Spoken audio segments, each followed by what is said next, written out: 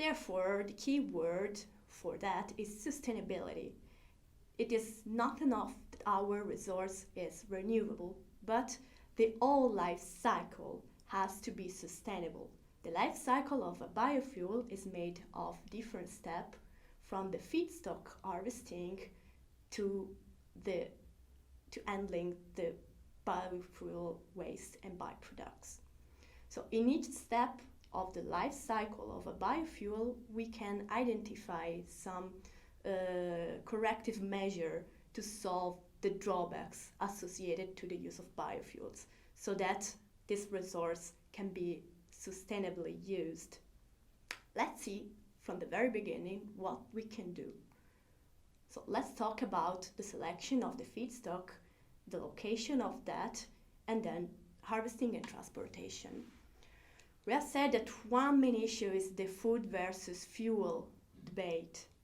So it is really advisable to use second generation biomass, that is to say waste, green and farm waste, for example.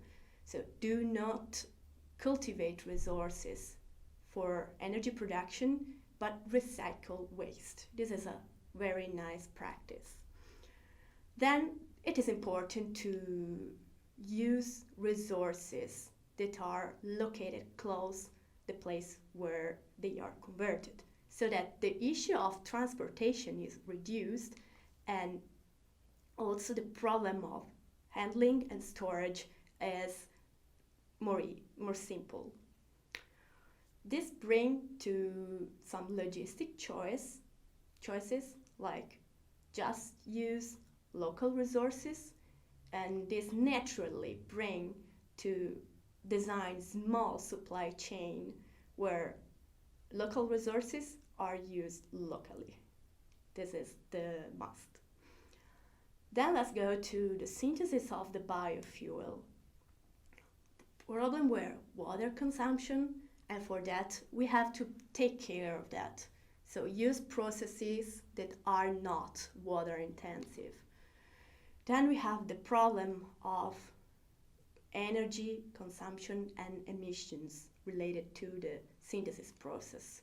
And for that, again, the good practice is to choose clean and efficient processes. Biofuel utilization brings to the selection of proper energy systems. So again, we have the problem of passive energy consumption, transportation of the fuel if our utilization site is far located. And so again, this is pointing at the design of small distributed plants that is following the tendency of distributed power generation. And talking about the energy conversion technology, we need efficient and clean energy conversion device, so that we can reduce substantially the passive energy consumption and the pollutant emission. To cope with the issue of variable quality in terms of properties and contaminant load, we would like that our energy conversion systems are flexible, so they can handle fuel with slightly variable composition and properties without having problems in their operation. Just to end, we have the problem of waste. So we have begun this analysis saying that second generation biomass are good, but this leads to another observation, that is, if every waste can be turned into a source of value, also this process can have byproducts and waste that can be recycled. So take care that every process has some byproducts that can be the primary material for another process. So the must word is recycle. So why biofuels to fuel cell. Fuel cell can be a solution to some drawbacks we have identified before. So let's see what are the positive features that help us using biofuels in a sustainable manner. High efficiency.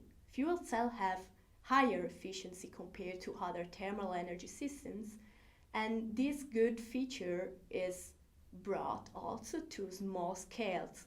So we have higher efficiency from kilowatt scale to megawatt scale. If we want to realize more distributed plants, this is not an issue. Internal combustion engines, for example, suffer from an efficiency loss if we are going to realize very small plants. The other good feature is very low emission. Fuel cells do not issue nitrogen oxide, sulfur oxides, or particulate matter.